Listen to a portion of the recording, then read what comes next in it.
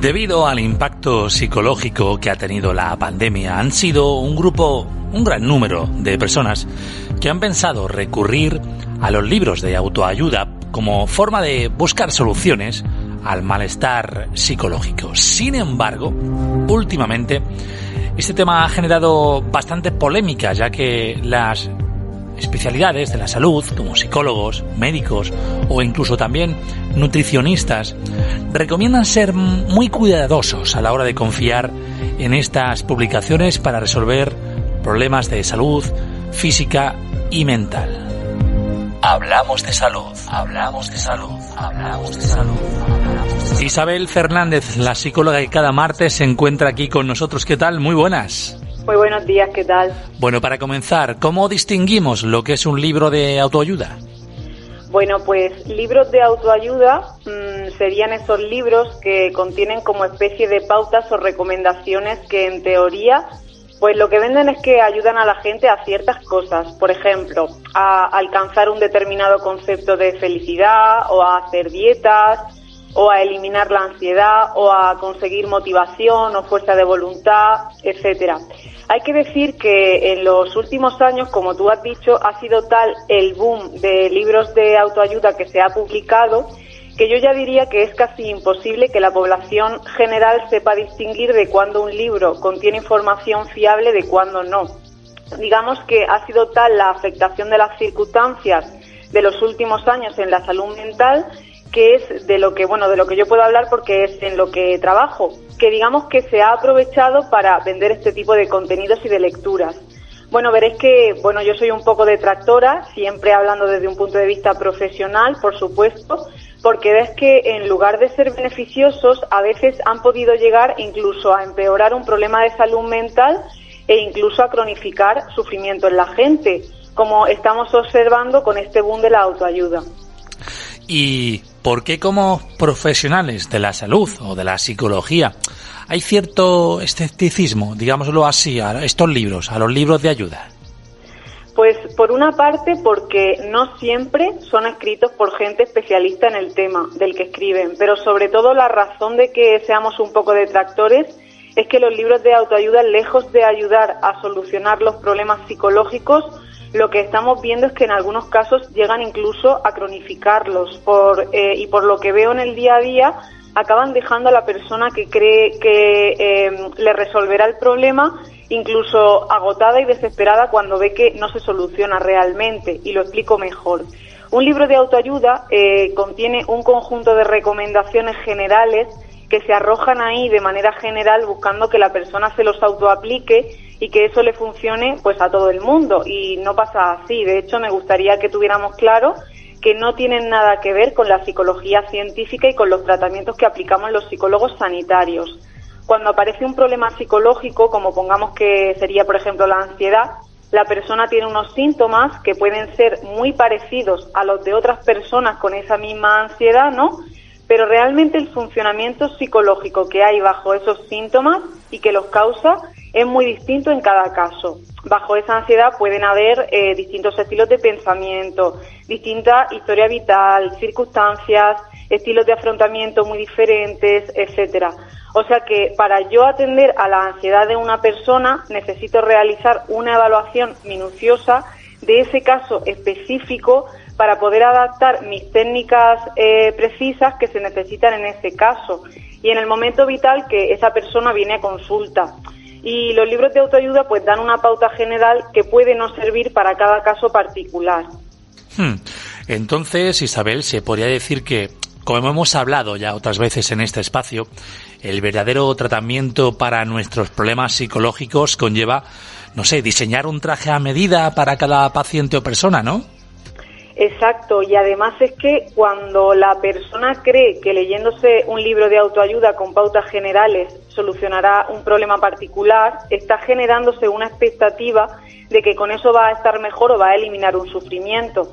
Entonces se lee el libro y cuando pasa un tiempo y ve que vuelve al mismo problema, es como que yo ya lo he intentado solucionar y como no he podido, es que yo no soy capaz o soy un fracaso o esto no tiene solución. Cuanto más intentos infructuosos o fracasados de solución intente la persona, más incapaz se va a sentir y más se va a cronificar el problema, que realmente sí que tendría solución, pero no en ese tipo de libro. Y luego, por ser más honesta, es que a los psicólogos nos hacen luego trabajar el doble, porque la persona instaura unas creencias que le ha dicho el libro sobre cómo tiene que solucionar su problema, y luego tenemos no solo que evaluar el caso, sino que evaluar y desmontar también esas creencias que le ha dicho el libro, porque a lo mejor son lo contrario de lo que hace falta para solucionar el problema y le está interfiriendo en esa solución. Por ejemplo, una cosa que venden mucho este tipo de libros de autoayuda, el típico elimina tus pensamientos negativos o hay que pensar en positivo. Mira, yo con esto tengo una guerra porque es totalmente contrario al enfoque terapéutico que científicamente se ha demostrado válido, porque los pensamientos negativos no se pueden eliminar. Estamos evolutivamente programados por especie para tenerlos, aunque bueno, de esto, si queréis, entramos otro día para no irnos mucho tiempo del tema. Sí, mejor evitarlo un poquito, ¿no? Bueno, por lo que dices, puede que en el intento de solucionar un problema se nos empeora por utilizar una solución equivocada. Sí, exactamente. Es que, bueno, otra de las cosas que suelen contener estos libros de autoayuda es lo que en la verdadera psicología basada en la evidencia llamamos invalidación emocional. Invalidar es cuando no se me permite o no me permito yo reconocer que experimento una emoción ante una situación en la que sería normal tener esa emoción. Por lo general son emociones desagradables. Por ejemplo, imaginad que a mí, pues por desgracia me fallece una persona muy querida y lo más normal aquí pues es que esté triste, rabiosa, enfadada, ¿no? Pues invalidar sería que a mí me dijeran que tengo que ser fuerte, que tengo que pensar en positivo, que tengo que tirar para adelante, cuando en realidad, pues a priori, pues tengo cierto derecho de sentirme mal porque la situación es mala, aunque tenga que aprender a gestionar esas emociones y, por supuesto, buscar un tratamiento si veo que se me va de las manos. Y esa invalidación es muchas veces lo que nos encontramos en los libros de autoayuda. Te dicen cómo te tienes que sentir ante determinadas situaciones y eso invalida el cómo te sientes tú y te hace creer que si te sientes así es que tienes algo malo y que tú tienes la culpa de tu malestar o que tú eres como más débil. Son las frases estas de, pues el límite está en tu mente, o tú puedes con todo, cambia tu pensamiento y cambiarás el mundo. Y no, realmente no siempre podemos con todo y el límite tampoco está siempre en nuestra mente. A veces puede estar también en las circunstancias, en lo exterior, ¿no? Sin ir más lejos. Que no significa que fomentemos el estar deprimidos o el estar mal. Pero sí que es cierto que el primer paso para resolver los problemas psicológicos es validarle a la persona esas emociones como humanas que son y como únicas en cada persona. Al inicio has dicho que es muy complicado distinguir entre cuando un libro publica información fiable de cuando no lo es. ¿Hay algún indicio que podamos atender para no meter la pata cuando buscamos un buen libro de algún tema relacionado con la psicología? Bueno, pues información fiable, quizás nos referimos a información veraz que se ha extraído de profesionales especialistas a través de investigaciones de las que se sacan resultados que se investigan con miles y miles de personas, como por ejemplo, para que os hagáis una idea, con la vacuna del coronavirus.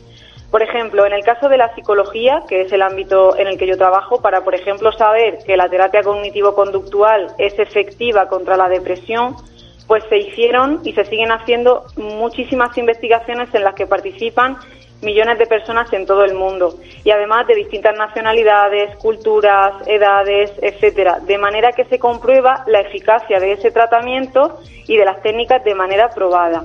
Entonces, si sois población general, que quizás este tema sea nuevo para vosotros, yo prestaría atención al autor.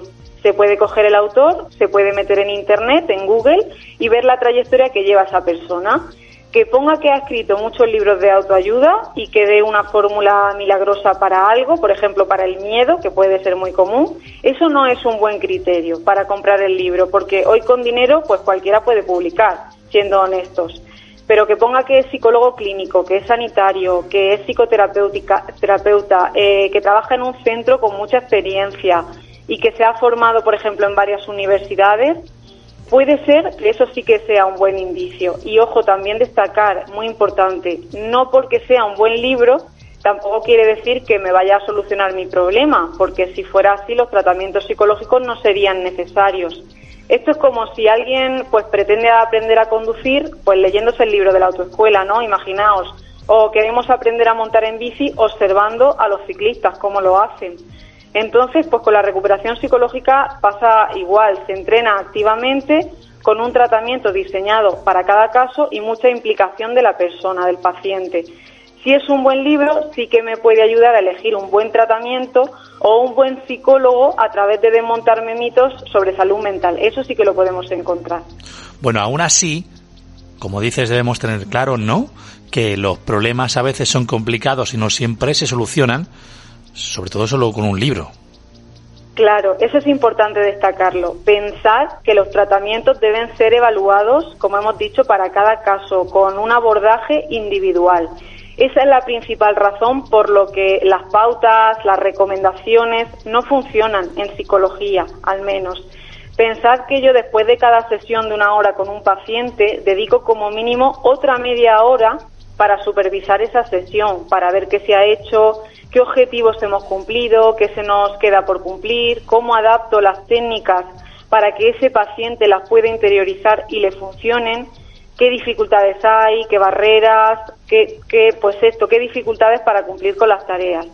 Entonces, si un libro de autoayuda funcionara, todo ese trabajo no sería necesario y debemos ser críticos con este tipo de autoayuda precisamente por eso, porque la verdad es que a mí me da coraje ver que a veces una persona que podría alcanzar una mejoría en 10 sesiones, a lo mejor te necesita 15 porque se ha liado mentalmente con este tipo de lecturas antes de venir y es una pena. Que ojo, leer está muy bien y tenemos que fomentarlo, pero tenemos que tener mucho criterio. O sea que algunos a lo mejor con 10 luego han tenido que hacer 15. Claro, porque nos pasamos como mucho tiempo tratando de desmontar creencias y esquemas de pensamiento que la persona se ha interiorizado en casa. Os pongo un ejemplo de el otro día una paciente que me decía: Isabel, es que me extraña muchísimo que me digas que tengo derecho a sentirme estresada en el trabajo, que tiene un trabajo además súper estresante, porque a mí en los libros de autoayuda me decían que lo tenía que llevar bien. Y yo digo, si es que esta mujer se está añadiendo más malestar al propio del trabajo que tiene. Claro, esto es curioso, para poner más ejemplos. Es como el que no quiere ir al médico, ¿no? Y porque al vecino o al familiar le han medicado para un pequeño resfriado ese medicamento, pues dice, pues yo lo cojo y ya está, que yo lo ha dicho el médico, pero no. No se lo ha dicho el médico a ella, sino al familiar o al amigo, y ahí pueden caer luego problemas. Claro, de hecho, bueno, es precisamente lo que tú dices es lo que nos dicen los farmacéuticos. Bueno, pues en psicología pasa exactamente igual. Cada persona es un mundo, cada caso es totalmente distinto y tenemos que tener criterio y ser muy cuidadosos porque a veces podemos empeorar en lugar de mejorar.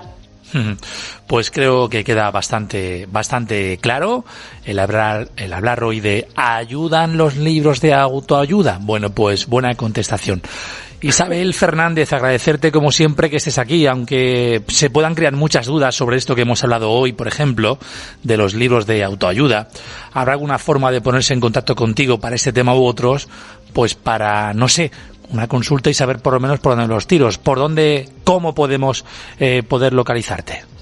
Bueno, pues como siempre ya sabéis que estamos en la consulta de Policlínica Cejín, frente al Alpargatero, y también tenemos las redes sociales de Isabel Psicología para esas consultas que queráis hacer. Pues Isabel Fernández, como siempre, gracias, millones de gracias, y el martes que viene nos citamos de nuevo. Vosotros hasta el martes, un saludo.